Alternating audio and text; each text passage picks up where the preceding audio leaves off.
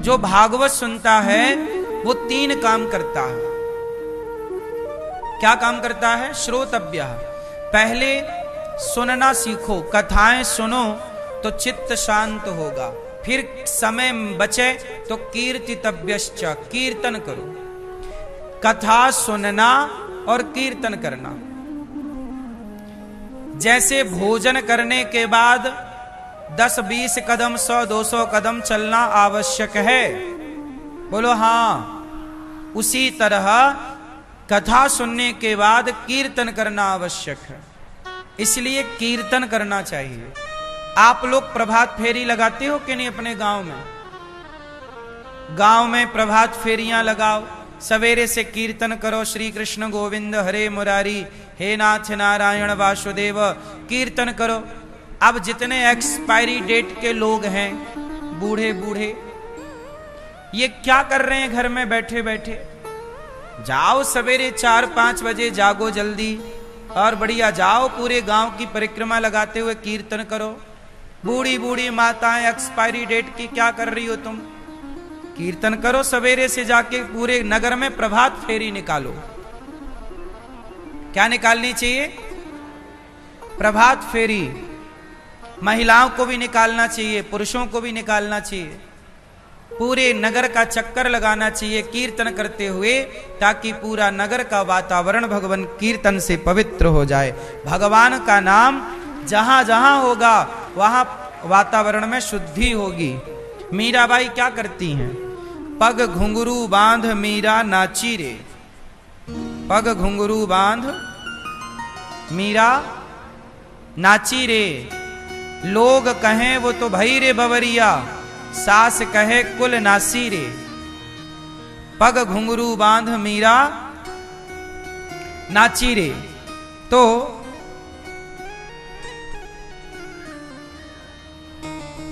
इसलिए आपको चाहिए कि आप भी कीर्तन करें। पग घुंघरू बांध, वो तो गली गली हरि गुण, गली गली क्या जरूरत थी? अरे घर में हरि गुण गाती तो मीरा का कल्याण होता। गली गली हरि गुण गाती है कि जो जो सुनेगा हरि का गुण उसका भी कल्याण होगा।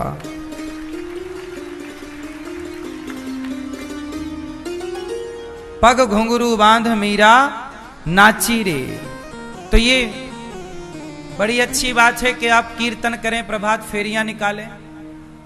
नहीं तो पहला क्या करना है? श्रोतव्य, कथा सुनो, फिर कीर्तितव्य, कीर्तन करो, प्रभात फेरियां निकालो। अपने घर पे आधा घंटा कीर्तन करो, नाम जप करो, श्रीमन्नारायण श्रीमन्नारायण, श्री कृष्ण गोविंद हरे मुरारी, सीताराम सीताराम, कीर्तन करो।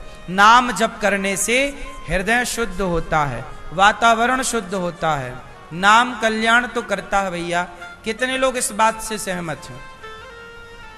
अजामिल के मुख से धोखे से निकल गया नारायण, नहीं कल्याण हुआ। एक वैश्या थी, उसने एक मिट्ठू पाल लिया और मिट्ठू किसी साधु का था। तो वो मिट्ठू रोज कृष्ण कृष्ण जपता। भाई मिट्ठू ने साधु के पास रहकर यही सीखा, श्री कृष्ण गोविंद हरे मुरारी, उसे याद हो गया। अब रोज सवेरे सवेरे मिट्ठू गाए, श्री कृष्ण गोविंद हरे मुरारी, हे नाथ नारायण वासुदेव। अब मिट्ठू रोज गाए। तो वैश्या ने साधु से कहा कि महाराज बताओ मेरा कल्याण कैसे होगा? साधु बोले बेटी तू अपना ये काम धंधा बंद कर, ये जो वैश्या का काम करती है, वृत्ति है तेरी, ये बंद कर और तू कीर्तन कर। वो वैश्या बोली गुरुजी मैं ये काम बंद नहीं कर सकती। क्यों? बोले अब मैं इसके बिना रह नहीं सकती, मेरी आदत हो गई है। आप कोई ऐसा उपाय बताओ कि मेरी वैश्या वृत्ति भी ना छूटे और मेरा कल्याण भी हो जाए।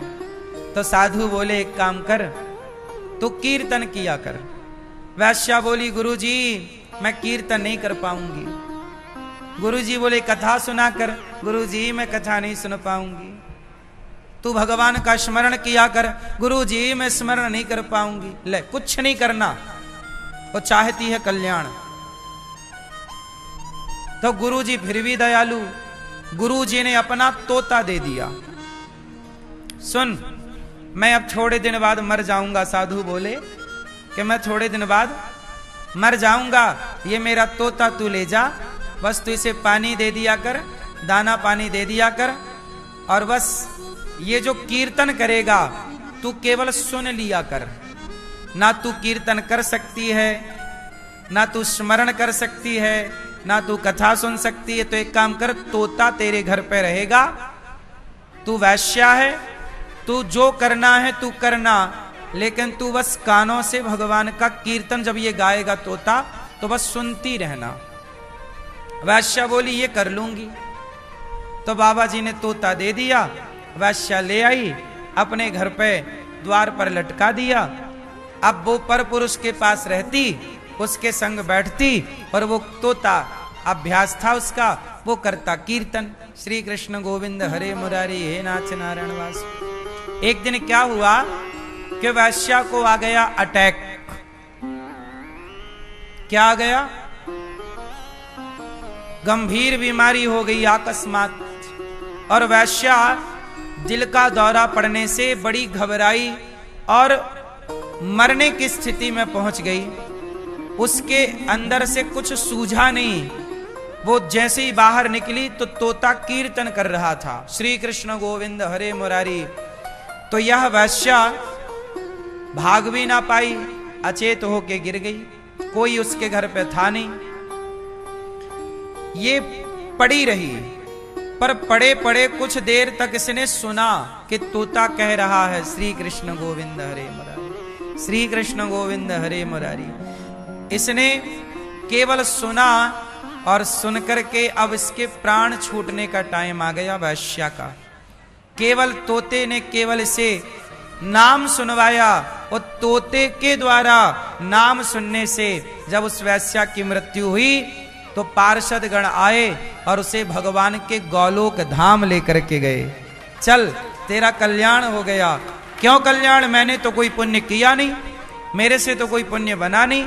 महाराज मेरा कल्याण कैसे? मैं तो बड़ी पापनी औरत हूं। गुरु जी ने मना किया था कि गलत काम छोड़ो, तब भी मैंने नहीं छोड़ा, तो मेरा उद्धार कैसे हो गया?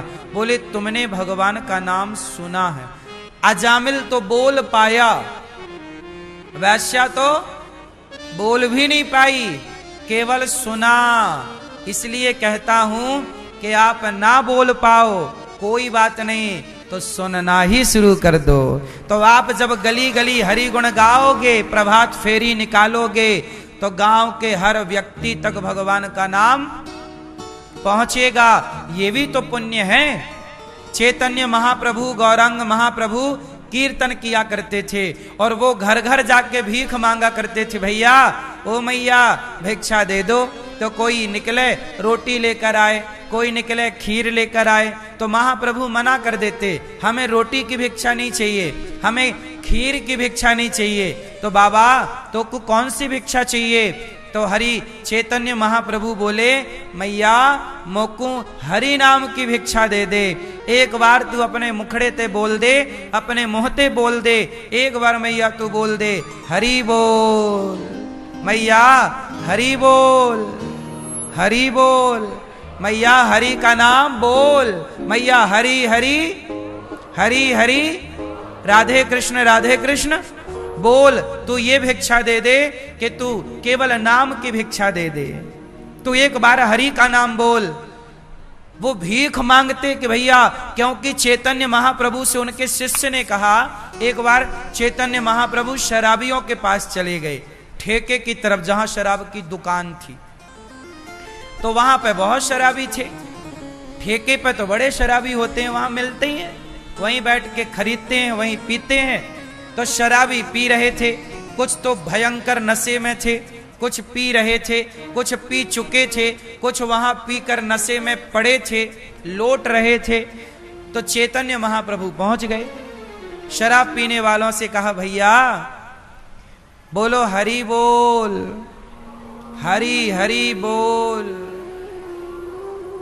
तो वो लोग क्या करें, हरि हरि तो कुछ बोले कुछ नहीं बोले। कुछ शराबियों ने महाप्रभु का अपमान कर दिया। भाई शराबी से क्या उम्मीद करोगे, वो तो सोचेगा ये बाबा क्या कर रहा, चल। किसी ने कुछ अपमान किया, लेकिन फिर भी चैतन्य महाप्रभु ने उसके पांव पकड़ लिए। शराबी के पांव पकड़ते हैं और विनती करते हैं, भैया तो एक बार हरि बोल, एक बार अपनी वाणी से कृष्ण कृष्ण बोल, राम राम बोल, हरि हरि बोल। तो उनके शिष्यों ने कहा, चैतन्य महाप्रभु के, गौरांग महाप्रभु के शिष्यों ने कहा कि महाप्रभु आप ये क्या कर रहे हैं, आप शराबी के पांव पकड़ रहे हैं, 2 कौड़ी का शराबी, आप इसके पांव क्यों पकड़ रहे हैं, वो आपका अपमान कर रहा है। तब गौरांग महाप्रभु श्री चैतन्य महाप्रभु ने कहा कि भैया तुम नहीं जानते, ये भगवान का नाम नहीं लेता, इसकी बड़ी दुर्दशा होनी है नरकों में, इसे पता नहीं है। लेकिन यदि ये भगवान का नाम बोल लेगा धोखे से भी, तो ये उस नरक के कष्ट से बच जाएगा। मैं नहीं चाहता कि मनुष्य का शरीर पाकर भी कोई फिर से नरक का कष्ट पाए, यातनाएं पाए, 84 के चक्कर में पड़े।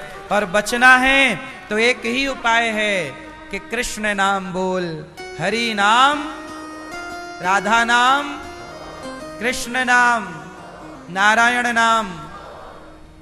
जब ये बोलोगे तो ही तुम्हारा भला होगा।